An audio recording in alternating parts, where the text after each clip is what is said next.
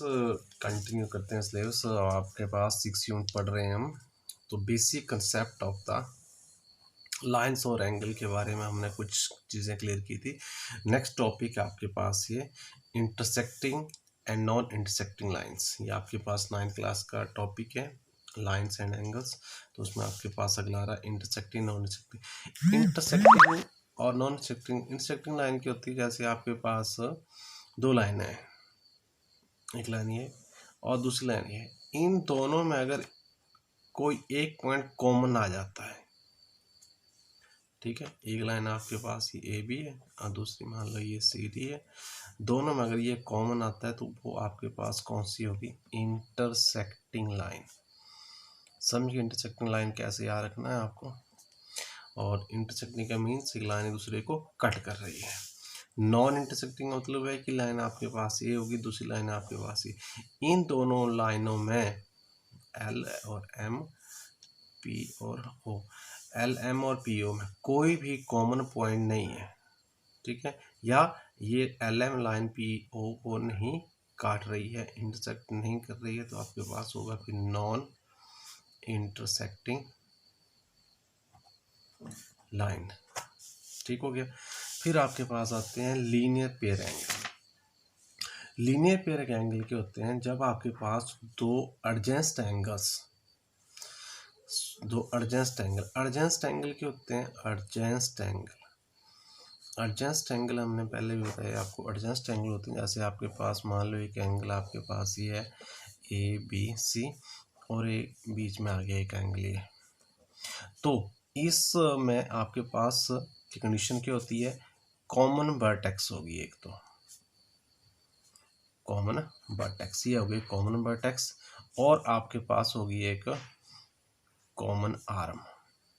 एक आर्म दोनों में कॉमन होगी, आर्म यहाँ भी होगी, ये आर्म आपके पास इस साइड भी होगी। तो आपके पास हुए एडजेंस्ट एंगल, ठीक है। और एडजेंस्ट एंगल में क्या बोल रहे हैं कि आपके पास इस तरह की कंडीशन है, अगर आपके पास एडजेंस्ट एंगल का सम, एक एंगल ये ले लिया, एक एंगल ये ले लिया, ये कॉमन वर्टेक्स आ गई, एक कॉमन वर्टेक्स आ गई, एक आर्म ए बी होगी, दूसरी ए सी होगी, तीसरी आपके पास ए डी, तीन आर्म हो गई, ये आर्म कॉमन आ गई, ये कॉमन वर्टेक्स आ गया। तो इस तरह की अगर सिचुएशन होती है, एडजेंस्ट एंगल आपके पास इस तरह की होते हैं कि इन दोनों को प्लस करके आपके पास सम ऑफ द एंगल्स जो आपके पास 180 डिग्री आ जाए। सम ऑफ द एंगल्स कितना आ जाए आपके पास? 180 डिग्री आ जाए, तो आपके पास होते हैं वो लीनियर पेयर एंगल। कि sum of the adjacent angle is equal to कितना होगा आपके पास? 180। उसके बाद आपके पास अगला टॉपिक आता है आपके पास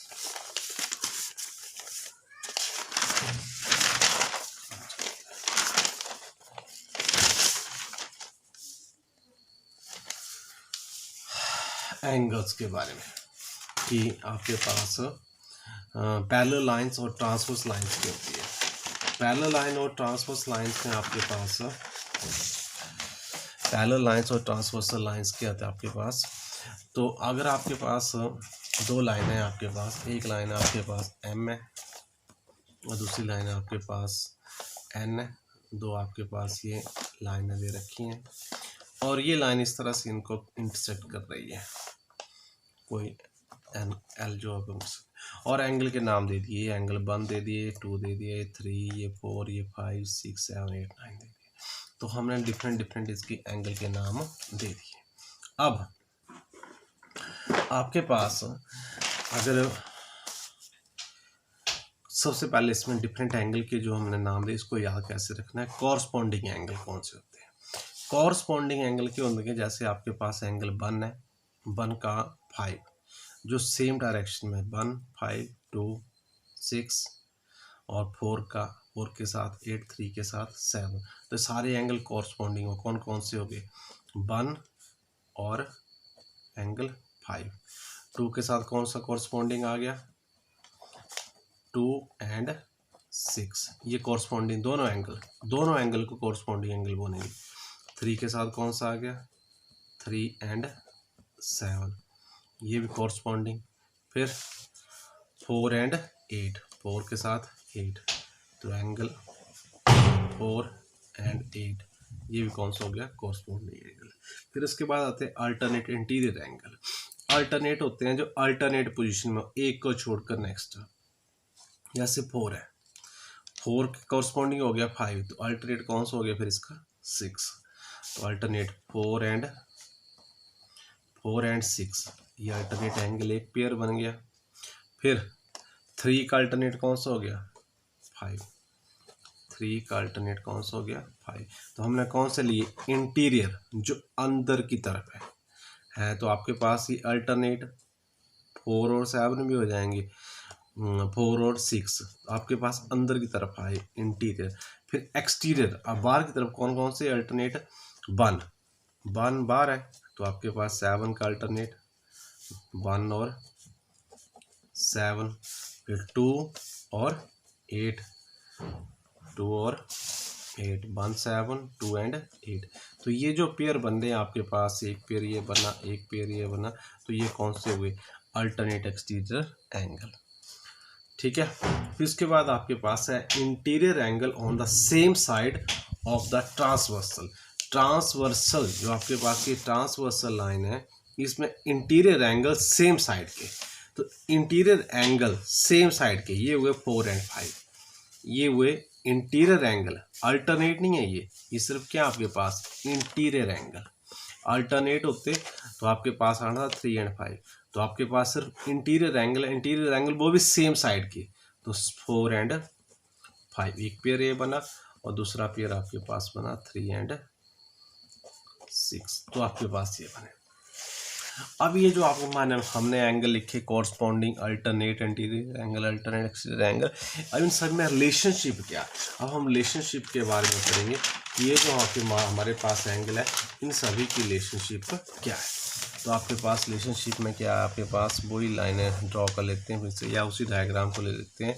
ये आपके पास था 1 2 3 4 और 5 6 7 और 8, ये एंगल थे आपके पास। ठीक है। अब रिलेशनशिप क्या है, सबसे पहले है कॉरस्पॉन्डिंग एंगल जो हमने पढ़े थे।